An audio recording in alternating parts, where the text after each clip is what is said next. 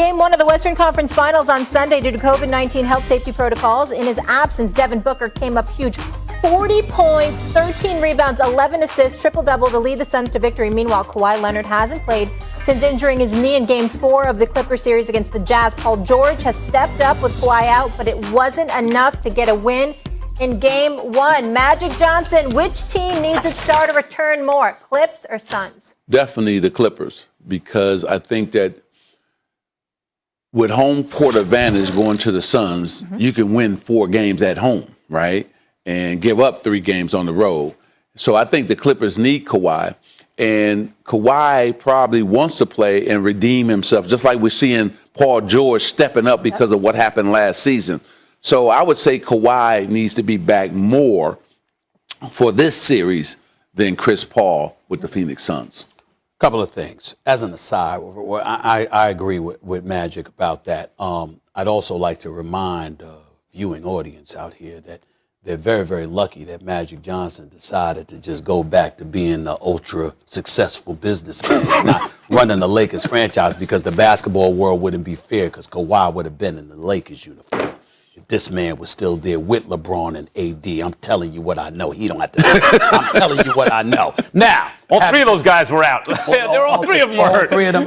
Well, let me tell you something. They said they had to limp their way to that. All right. Having said all of that, I'm going to tell you it's Kawhi Leonard. Yep. Why? You want me to tell you why? Because without Kawhi Leonard, the Clippers ain't winning this series. Now, I give the Clippers major props. Ty Lue, exceptional job. And that environment Friday night was electrifying. Yeah. I've never seen the Clippers environment like that in my life. Okay, it was something special to behold. And them raining threes and that kid, man, who's right from the Bronx out of Florida State, it was special. You can play. Beverly hit 3 threes, and it was just crazy. It was unbelievable.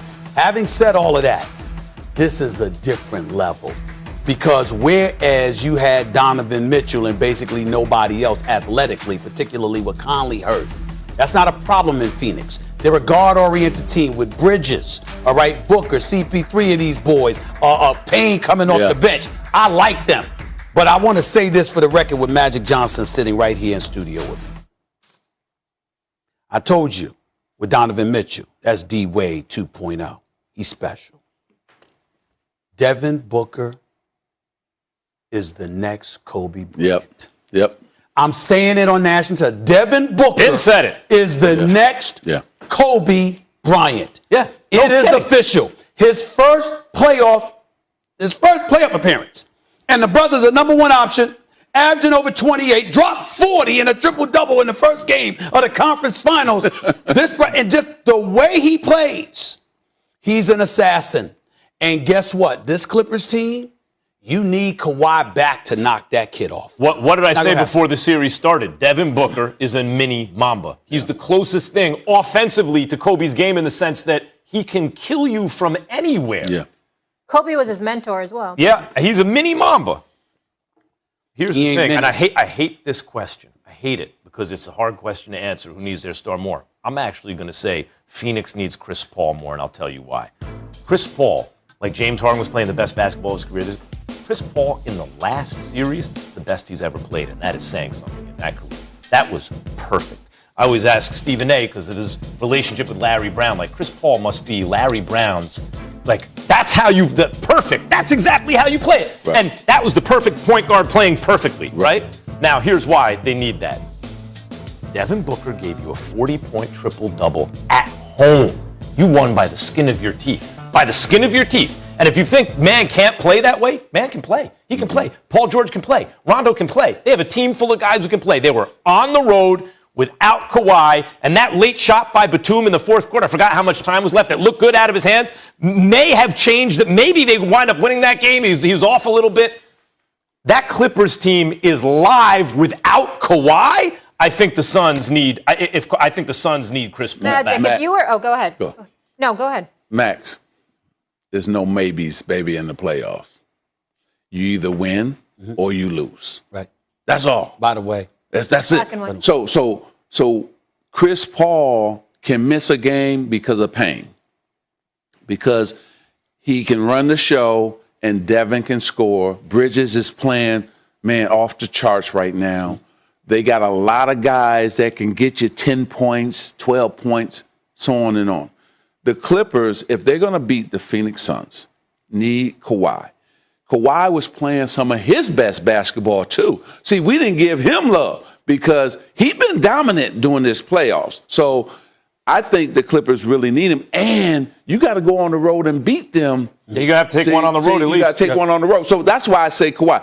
And you're right about CP3. He's playing the best he's ever played. But we know he's coming back. That's right. See, we know he's coming back. We don't know if Kawhi is coming back. I don't want to make, I know we got to go. I don't want to make my brother Magic sick at all. But as an aside, I don't even want to make you sick. And I actually like making you sick sometimes. But I got to tell you this. I actually heard that Brooklyn, P.J. Tucker's camp, was telling folks he thought he was going to end up in Brooklyn.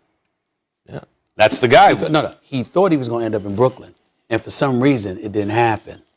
Wow. If you Brooklyn, wow. How do you not grab P.J. Tucker? I'm telling you. How do you let that man?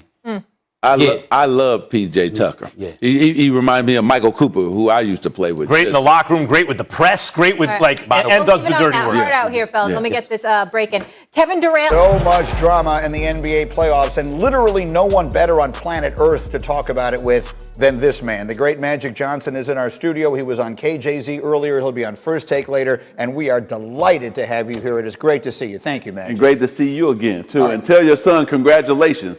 Going to Northwestern, a Big Ten school.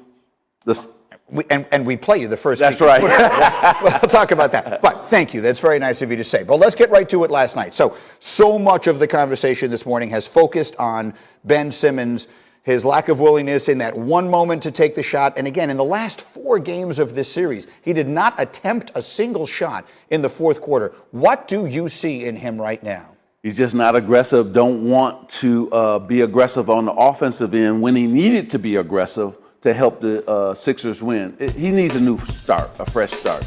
So it's time to trade him, and it'll be good for the Sixers as well as good for Ben and his confidence. He needs to get with a veteran so that they can, probably bring that confidence back and make him understand that if you're aggressive, it makes the team better. And then you got to work on your shot.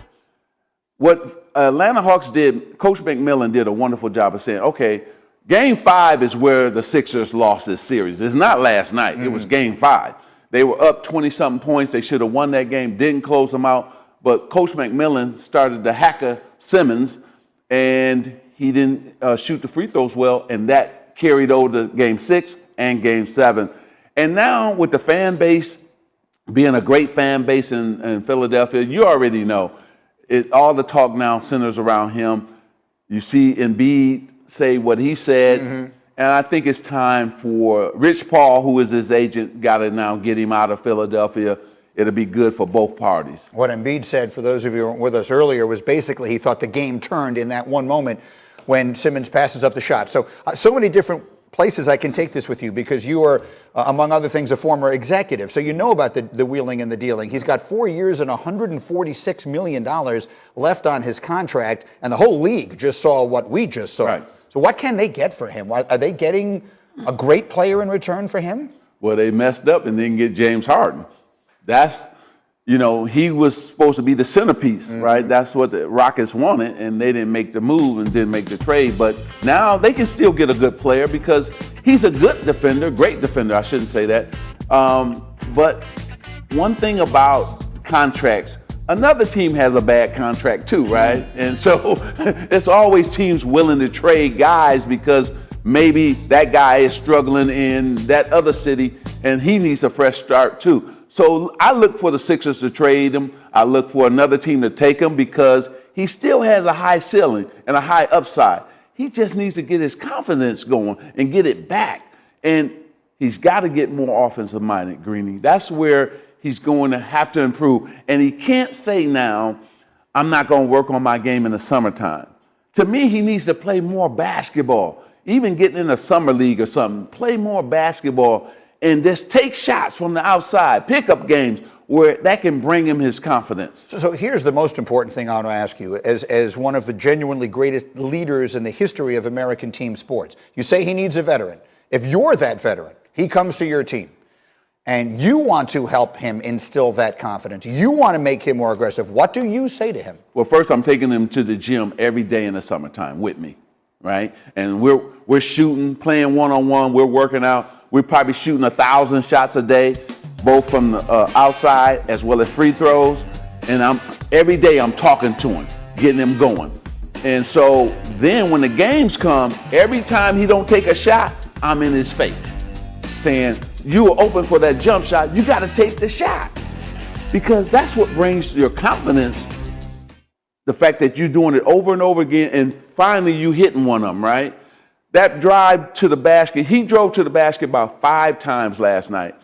He had the dunk or the layup, and he kicked it out for a 3-point shot. You can't do that, not when they need you to score in Game 7.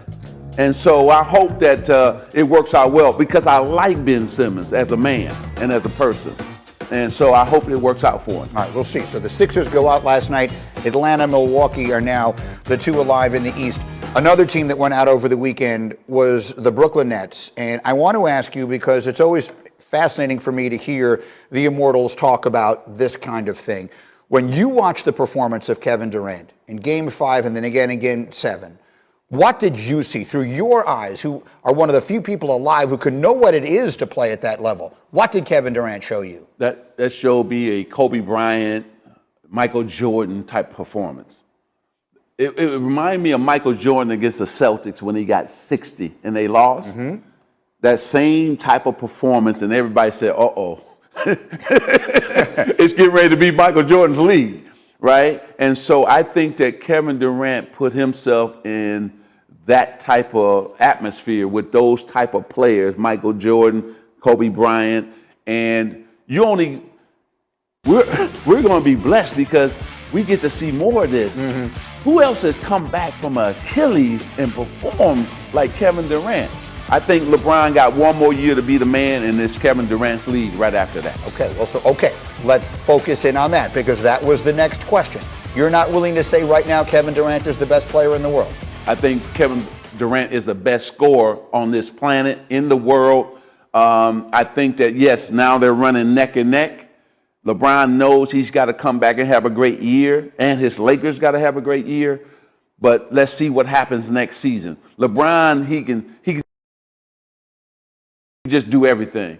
And so he's not going to give up this crown too easy of being the best player in the world. You know, I'm remembering a day, and this is a very long time ago. You were working here and you were doing a telecast for us, and you had LeBron James on. LeBron James came on in an interview, and you said to him, congratulations, LeBron, you are the best player in the world. And I remember coming on my old show, Mike and Mike, the next day and making a very big deal of that. If Magic Johnson says to you, you're the best player in the world, that's a big deal. How important is that? He's been the best player in the world a long time. How important do you think that is to him, and what do you think he's thinking as he's watching Kevin Durant this week? Greeny is very important to him. You know, we got egos. That's what makes us who we are. And so, you know, he pulling for Kevin Durant because that's his friend. But he still wants to be the man. He wants to be number one in the world. But he knows right now. It reminds me of myself and Larry Bird when we saw this guy named Michael Jordan. we kept looking like this, saying, uh-oh, here he comes. And we both had to pass the torch to him. Right now, LeBron James almost is passing the torch to Kevin Durant. I want to talk about LeBron a little more in a couple of minutes, but let's focus in now on Durant's team. Clearly, the overwhelming factor in that series, the injury to Harden and then the injury to Kyrie. If those 3 guys are healthy, do they win the championship this year? I think they win it, but we don't know that for a fact, right? But I feel that they are so dynamic, and there's nobody in basketball like all 3 of them. Probably the best entertainer in all of basketball is Kyrie Irving. The most dominant scorer is Kevin Durant. And then we saw the best James Harden we've ever seen.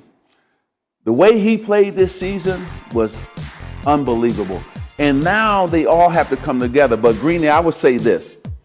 I think they got to get a better supporting cast for them to win the championship. And I think Joe Harris, they should use him as a trade piece to bring in somebody. They need guys who can play both ends of the court and guys who can actually give them extra possessions. So they're going to have to get the role players to be a little bit better if they're going to win the championship, because everybody's going to build over the summer to beat them, right? And let's say Milwaukee wins it all. That's going to give them the confidence to go up against Brooklyn next season as well. They already beat them this season, but it'll give them the confidence to beat them next season. So I think they got to improve. All right, we'll see where it goes. Magic Johnson's going to stay with us. We're coming right back in just a moment with much more on this. We talked about LeBron.